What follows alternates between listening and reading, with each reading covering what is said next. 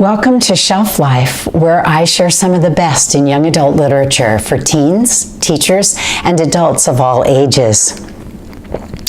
I'm your host, Patricia Emerson. Shelf Life is also available as a podcast on SoundCloud, a new format for this new year. New titles, too. This edition features Resistance by Jennifer A. Nielsen, Voices, The Final Hours of Joan of Arc by David Elliott, The Similars by Rebecca Hanover, Inside of Stars by Gay Polisner, and A Heart in a Body in the World by Deb Coletti.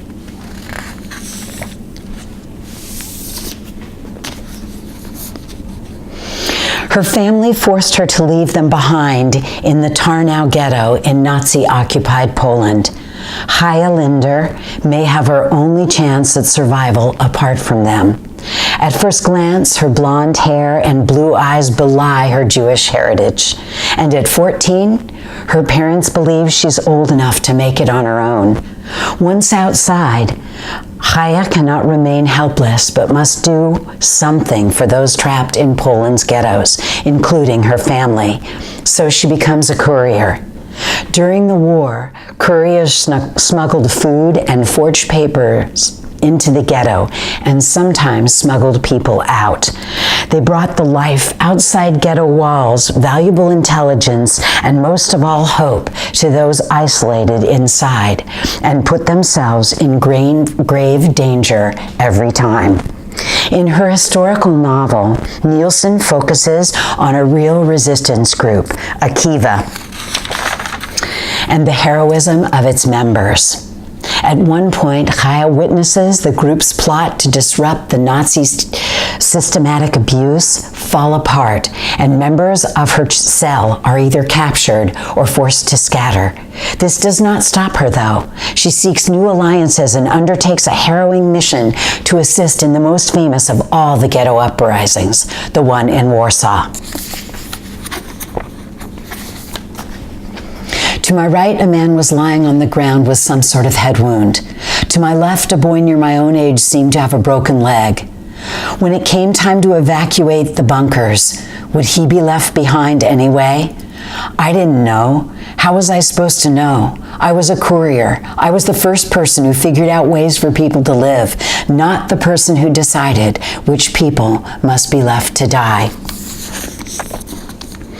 Taught with suspense and action and the horror of Nazi tyranny, Chaya's determination and bravery, the courage of all those faced with choiceless choices, expands our understanding of humanity's capacity to survive.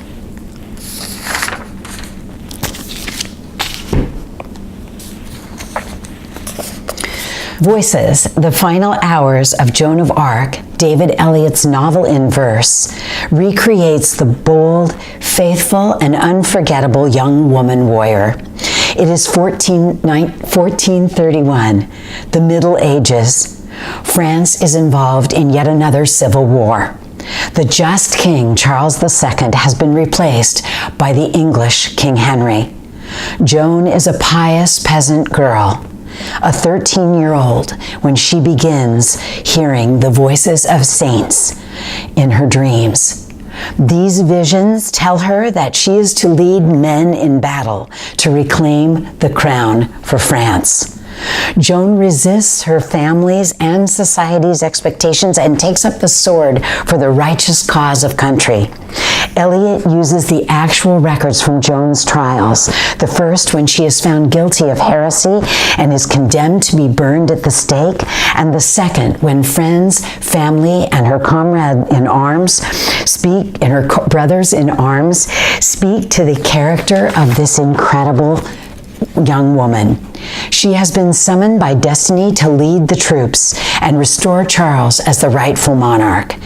In poems of various forms, the voices speak powerfully to us. Joan herself, her father, her sword and crossbow, her war horse, the would-be King Charles, Saints Michael and Margaret, the stake, and finally, and always, the fire that eventually consumes her. Joan is ultimately betrayed, but does not waver from her course, remains a soldier for justice and a loyal citizen of France. She dies as she chose to live, without apology, without caving in to the pressure to conform, even to save herself. My saints had supported our long expedition, and while we awaited the Dauphin's permission to enter Chinon, I rested and prayed, giving thanks to my voices that we'd not been delayed by the English or outlaws the war had created. Never once did I falter or doubt I would succeed. My saints, they would sustain me and give me everything I need. Don't miss this story.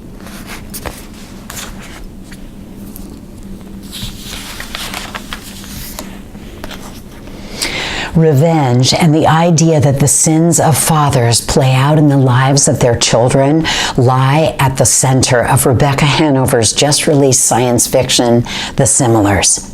Emmeline Chance, a bright, open-minded high school junior, has attended the elite Darkwood Academy for as long as she can remember. She returns this year, her junior year, to a dramatic change. In the spirit of inclusion, Darkwood's long-standing policy, the headmaster introduces the 6 clones, the Similars, who will join the student body. As the students gather at their welcome back assembly, not all of them or their parents approve of this decision. If it's okay to create a clone, what's to stop us from screening embryos for hair and eye color and intelligence, or even more specific genetic markers, and creating a super race? Theodora, one of the Similars, responds, "We're failing to separate the act of cloning from the product of that act.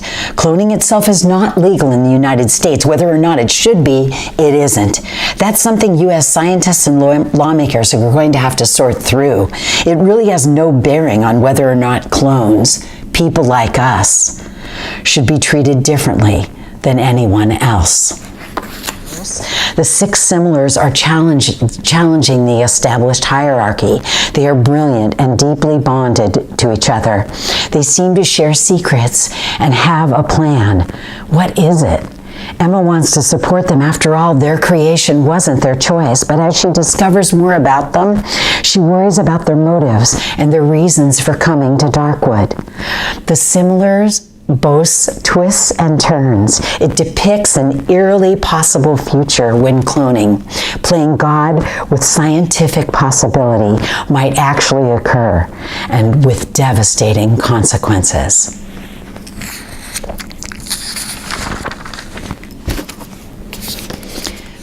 Why? Why did his father commit suicide? This stark and inescapable reality drives 17-year-old Clay, the main character in Gay Polisner's brilliant and gut-wrenching novel, Inside of Stars. When we meet him, Clay, named after the Swedish artist Paul Klee, has been committed to a psychiatric facility for adolescents. There was an incident at a party where he wielded a knife and tried to remove his ear, like Vincent van Gogh. During his 2-week stay, Clay's recovery unfolds through flashbacks recounted to his amazing therapist, Dr. Alvarez. We learn that art has been at the center of Clay's relationship with his father, especially a fascination with the brilliant yet tortured Vincent van Gogh. Clay has his bright future before him, his acceptance to Boston Museum's art school, if he can only complete his portfolio. He blames his mother for his father's despair, sees her as the ice queen in their lives. She stands outside from the connection he had with his father, their museum trips, and their passion for art.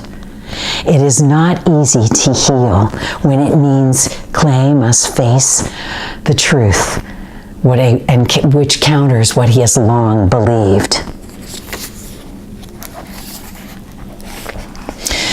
From what I know, your father was talented, A frustrated man. He loved you, you loved him, but he suffered from what? Clinical depression, likely, or something like it for a long time. And if he was undiagnosed, well, that means he was also untreated. So he suffered without help, and when he couldn't bear the suffering anymore, he took his own life. But it's not because he didn't care, Clee. You and I both know that. At that moment, the pain of it outweighed anything else for him, and only at that moment. Hope shines in this novel even when Clay's situation seems darkest. He wants to get better, even while he questions whether it's possible. Take this journey with him. You won't be sorry.